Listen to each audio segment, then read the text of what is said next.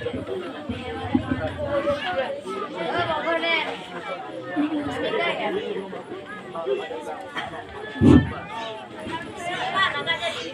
berfirman, Nabi bersabda, syaitan-syaitan menggoda, dan aku pun berkata, Assalamualaikum warahmatullahi wabarakatuh.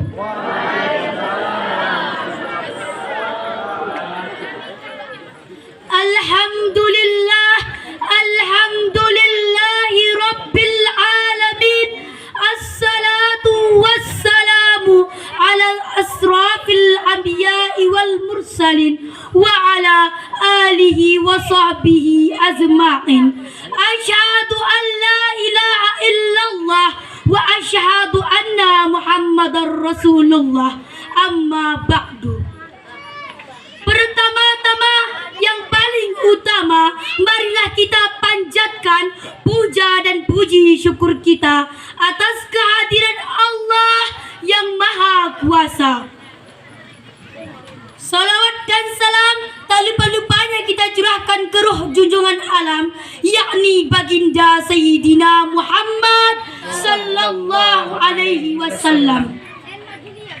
Saya sebagai anak didik tak lupanya menutur kata-kata penghormatan yang saya muliakan Al-Mukarram Syekhul Kiram wal Muhtaram Abu Ma'al Ummi beserta keluarga terbesar, semoga selalu di lindungan Allah Subhanahu wa taala.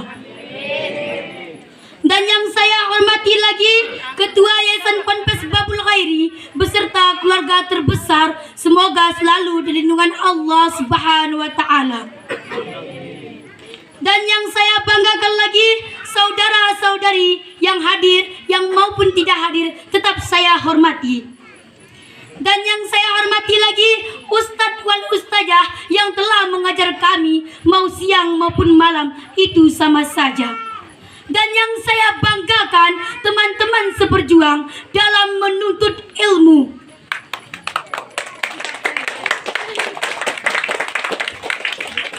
Terima kasih saya ucapkan Ustadz selaku protokol tadi yang telah sudi hatinya memanggil nama baik saya, guna dan tujuan untuk melontarkan satu buah mata acara yang berjudul Persaudaraan Islamiyah.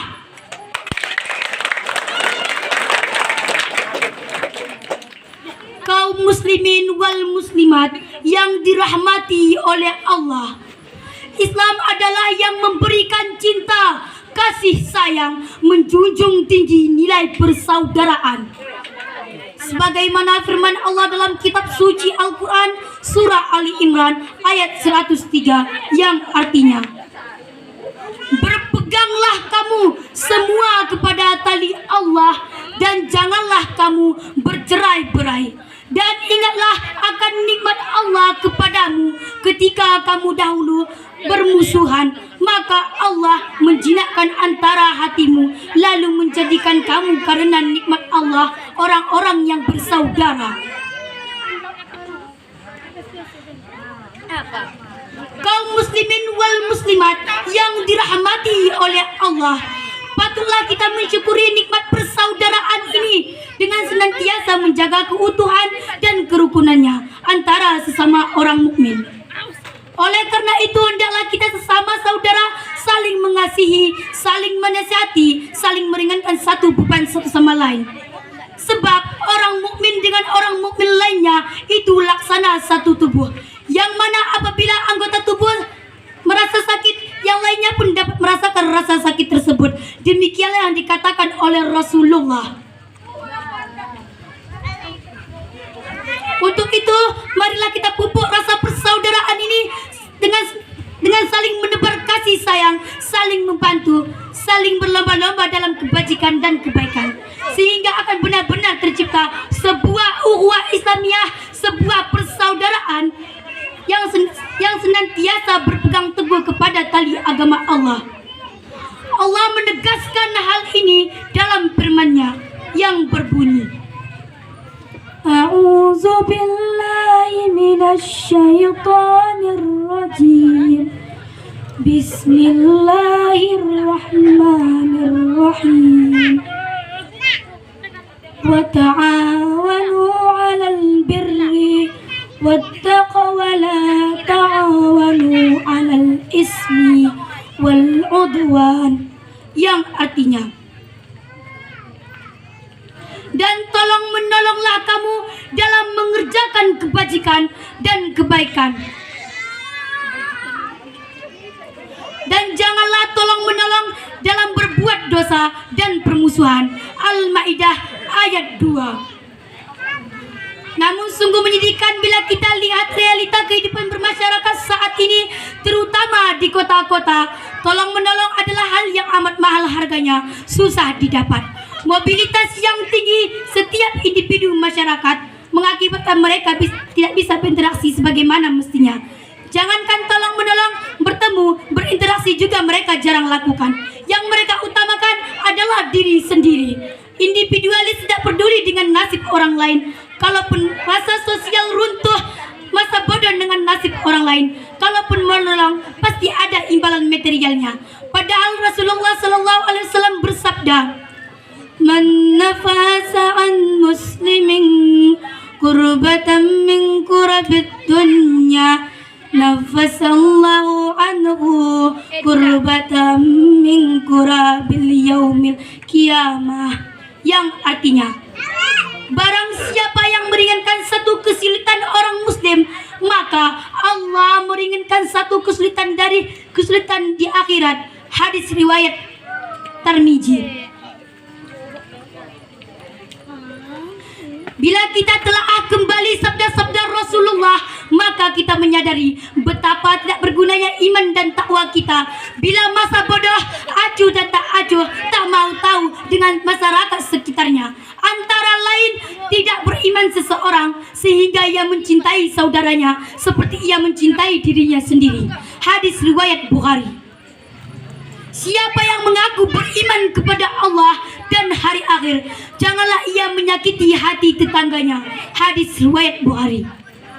Jika engkau memasak, maka perbanyaklah airnya dan bagikanlah kepada tetanggamu. Hadis riwayat Muslim. Banyak lagi sabda beliau yang pada intinya upaya kita memiliki kepekaan terhadap keadaan tetangga dan terhadap keadaan masyarakat kita. Rasulullah sangat mengecam mereka yang masa bodoh, tidak ada perhatiannya dengan sekitarnya. Dikisahkan ada sebuah kisah di saat itu dari umat Nabi Musa alaihissalam. Ia sangat taat kepada Allah, selalu zikir dan doa, menjalankan salat setiap saat, berpuasa sepanjang hari, menjauhi segala bentuk kemaksiatan dan keburukan. Suatu saat ia berkata kepada Nabi Musa, "Wahai Nabi Musa, tolong katakan kepada Allah, apakah aku masuk surga setelah sekian lamanya aku beribadah dan menyembahnya?" Maka Nabi Musa menanyakan kepada Allah dan firman-Nya, "Wahai Nabi Musa, katakanlah kepada orang itu bahwa ia akan masuk neraka karena tidak peduli dengan masyarakatnya, masa bodoh dengan kemaksiatan yang dilakukan oleh saudaranya." Dengan mendengar kabar tersebut dari Nabi Musa, maka menangislah ahli ibadat tersebut dan menangis dan bersedih dan sadar atas kesalahannya semuanya, seraya memohon ampun kepada Allah atas segala kesalahannya. Di suatu saat Bani Israel mengalami kekeringan yang berkepanjangan dan ahli ibadah pun menggenggam pasir dan berkata, "Sekiranya ini beras, akan kukenyangkan Bani Israel dengan beras ini." Dengan perkataannya itu, maka Allah berfirman kepada Nabi Musa dan firman-Nya bahwa orang tersebut akan masuk surga. Kiranya cukup yang dapat saya sampaikan, lebih dan kurang saya mohon maaf atas segala kesalahan dan kekurangan. Sebelum saya turun dari mimbar ini, saya akan bawakan 2 buah pantun. Cermin ada di dalam lemari, cermin dipakai oleh santriwati. Selamat merayakan Maulid Nabi di pesantren Babul Khairi. Jalan-jalan ke tebing tinggi, jangan lupa membeli roti. Pesantren kami Babul Khairi, semoga selalu Allah meridhoi. Assalamualaikum warahmatullahi wabarakatuh.